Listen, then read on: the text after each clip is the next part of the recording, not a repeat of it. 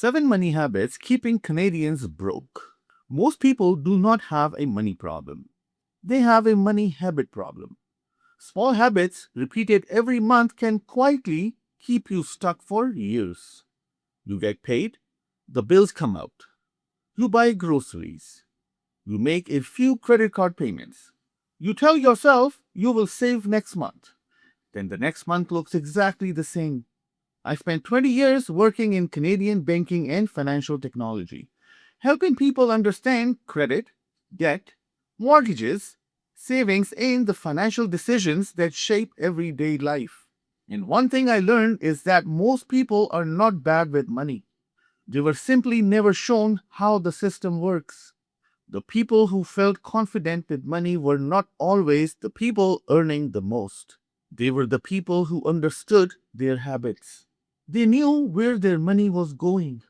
They knew what their debt was costing them. And they stopped making decisions that kept them trapped. So today, I want to walk through 7 bad money habits that keep people behind. No judgment. Most people were never taught this properly. But once you see these habits clearly, you can start changing them. Okay, habit number 1. Paying yourself last. This is one of the biggest money mistakes people make. Your paycheck comes in. Then you pay the mortgage or rent. You pay the phone bill. You pay the groceries. You pay for subscriptions. You go out a few times. And then you save whatever is left. The problem is that there is usually nothing left. You need to stop treating saving like an optional activity. Pay yourself first. The moment your income arrives, move some money into savings. It doesn't need to be a huge amount, but it needs to happen before the money disappears. It could be $10 or it could be $1,000. Treat savings like a bill. Automate it. Do not rely on motivation. A good system will beat good intentions every time. Okay, habit number 2. Treating credit like extra income. Your credit card limit is not your money. Your line of credit is not your emergency fund. It is borrowed money. And borrowed money comes with a cost. Credit makes spending feel painless in the moment. You tap the card. You get the item. You deal with the payment later. But later always arrives. And when you carry balances from one month to the next, interest starts taking part of every future paycheck. This is how people get trapped. They are not only paying for what they bought, they are paying interest on the life they already lived. Use credit carefully. Know what you owe. Know the interest rate. And stop using debt to support a lifestyle your income cannot carry. Okay, habit number 3. Having no emergency fund. Life does not send a calendar invitation before something goes wrong. The car needs work. The furnace breaks. A dental bill appears. Your hours get reduced. You lose a client. Without savings, every surprise becomes debt. That is why an emergency fund matters. It creates space between a problem and a panic decision. You do not need to build it overnight, but you do need to start. Put money aside regularly. Keep it somewhere safe and easy to access. Do not invest money you may need for next month's emergency. Build the cushion first. Because the goal is not only to grow money, the goal is to create breathing room. Okay, habit number 4. Not knowing where your money goes. A lot of people know their salary, but they do not know their actual monthly spending.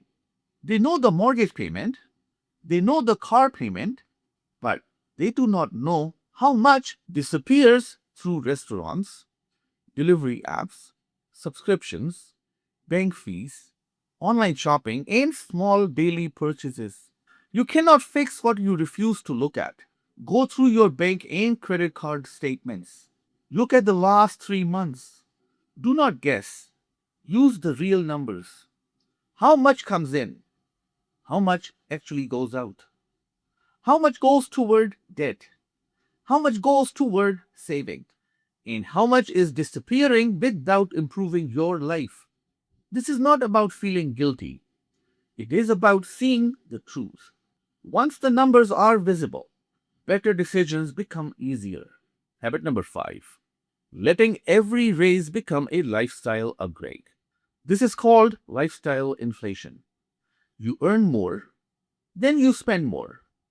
You get a raise, you upgrade the car, you move into a more expensive home, you add more subscriptions, you take on larger payments, and somehow, even with more income, you still feel behind.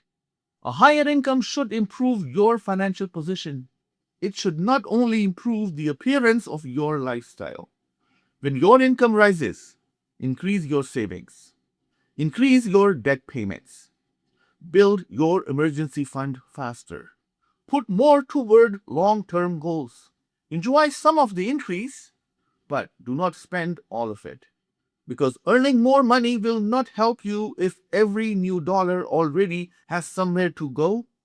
Okay, habit number 6, looking only at the monthly payment. This is one of the most dangerous habits in personal finance. People ask, can I afford the payment? That is the wrong question. The better question is, what is the total cost? A car may look affordable when the payment is stretched over many years. A loan may look manageable until you calculate the interest. A mortgage payment may fit today but become harder when other costs rise. Banks and lenders look closely at monthly payments because payments determine whether the loan fits into your cash flow. But you need to look beyond that. How long will you be paying? How much interest will you pay? What fees are included? What happens if your income drops? What happens if your expenses rise? Do not let a small monthly number hide a larger financial commitment. Okay, habit number 7, waiting forever to invest. Some people spend years saying they will invest later when they earn more, when the market feels safer, when life settles down, when they understand everything. But later keeps moving. You do not need to know everything before you begin learning. You do need a stable foundation. Pay attention to expensive debt. Build emergency savings. Understand your cash flow. Then start learning how long term investing works. For Canadians, that may include understanding accounts such as the TFSA, RRSP, and RESP. These are not investments by themselves. They are account types that may hold different investments. That distinction matters. Do not rush into something you do not understand. But do not use confusion as an excuse to avoid learning forever. Time matters. The longer you delay, the harder your future money may need to work. What banks are really looking at? When a bank looks at your finances, it is not only looking at your income, it is looking at your full picture, your debt, your payment history, your monthly obligations, your available credit, your cash flow, and how much room you have if life becomes more expensive. A high income does not automatically make someone financially strong. If most of the income is already committed to debt and payments, there may be very little flexibility left. This is something many people miss. Financial strength is not only about how much money you make, it is about how much control you have over what you make. Here are 5 things to review. First, check whether you are saving automatically. Second, total all your debt and write down the interest rates. Third, look at 3 months of spending.